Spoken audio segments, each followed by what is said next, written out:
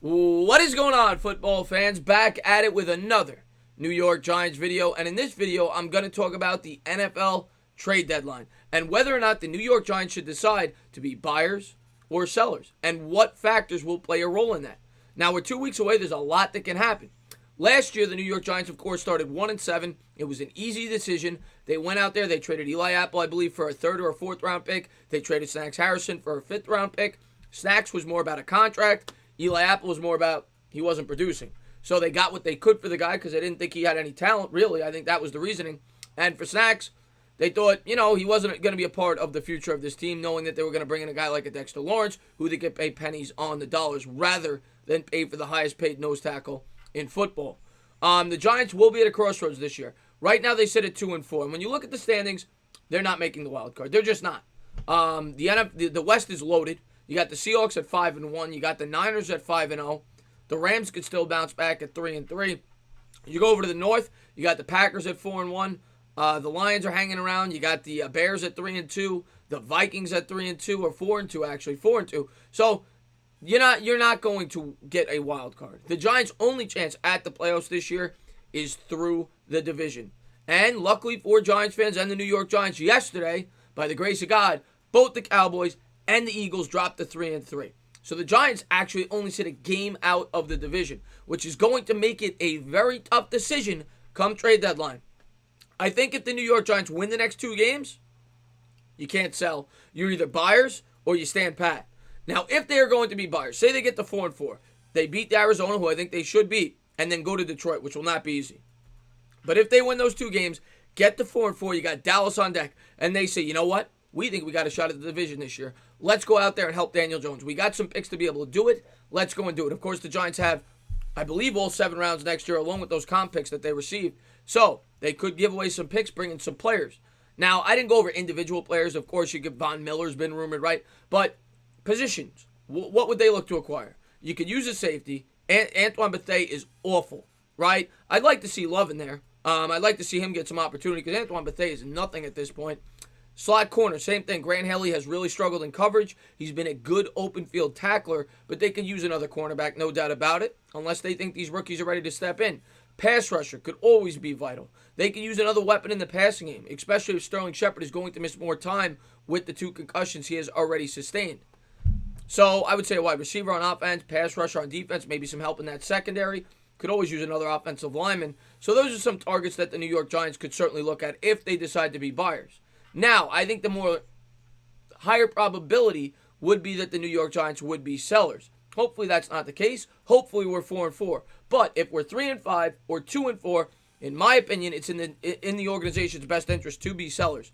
Because at 3-5, even if you're only, say, a game out, which I don't think will be the case, because the Eagles and Cowboys play each other this week, one of them will get the 4 wins, and then you figure there's a high probability that they could win their next game.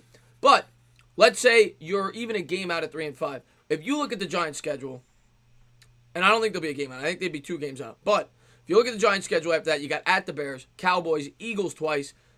Their schedule gets harder. I think they play the 49ers as well. So it's not going to be an easy schedule by any stretch. Packers they play. So I think it would be in the Giants' best interest even if they win 1 out of the next 2 to be sellers. And then you ask, who would they sell? What would they do? Well, in next year's draft, like I said, the Giants are set up very nicely. And that's what this is about. That's what the Giants have started to do.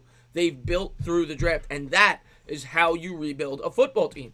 The Patriots do it all the time. The Patriots trade down in every draft. They let players go. They get comp picks. They get younger. They bring in affordable players. And that's how they build their football team. And I think the New York Giants should take the same route. And that seems to be what they are doing.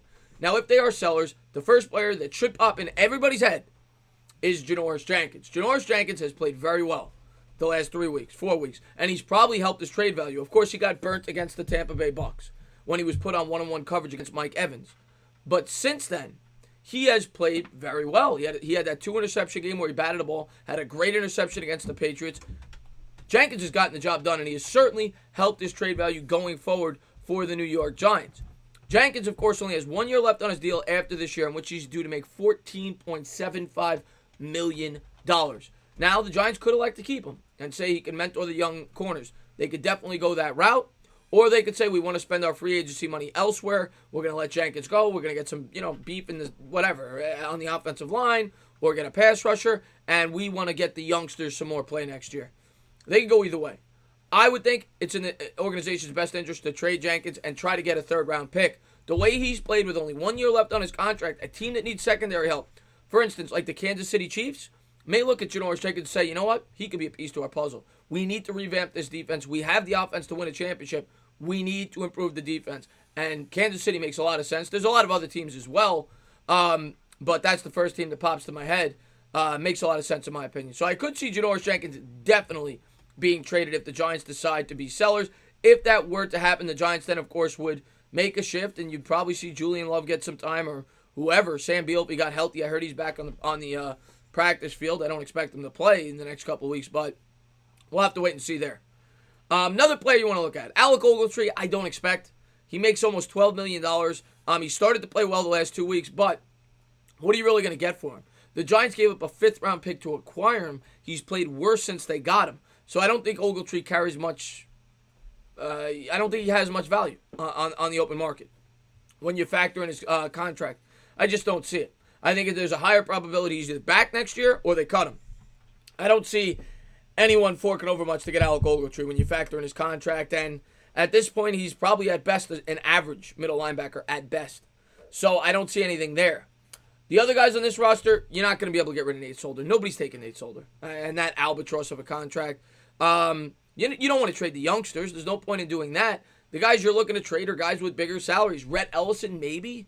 I think he makes $6 million, and I don't think he'll be on this team after this. I don't even think they have a commitment after this year, or if they do, it's a very small dead cap hit. So Rhett Ellison maybe makes sense for a team looking for some tight end help.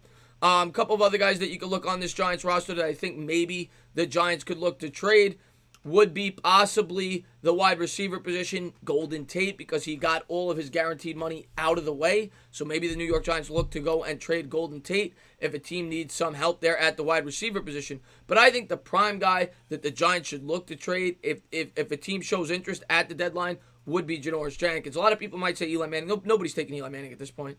Nobody's taking Eli Manning. So Jenkins is the guy if the Giants are going to trade somebody. Don't trade any of your young guys. You can't trade any of these guys you've drafted the last 2 years because they're on rookie contracts. So that's how I see it. I think it's Jenkins and maybe a small piece here and there, whether it be an Ellison or maybe a Golden Tate. If you could try to get rid of that contract, maybe they don't see him as being a part of the future of this team. But Tate's played well the last few weeks. We'll have to wait and see what the New York Giants do at the trade deadline. These next 2 games, of course, will be vital in deciding whether or not they're looking to bring somebody in or whether they're looking to sell. We'll have to wait and see. As always, if you liked what you watched, please subscribe. Drop a comment. Maybe give me a little thumbs up. Cheers.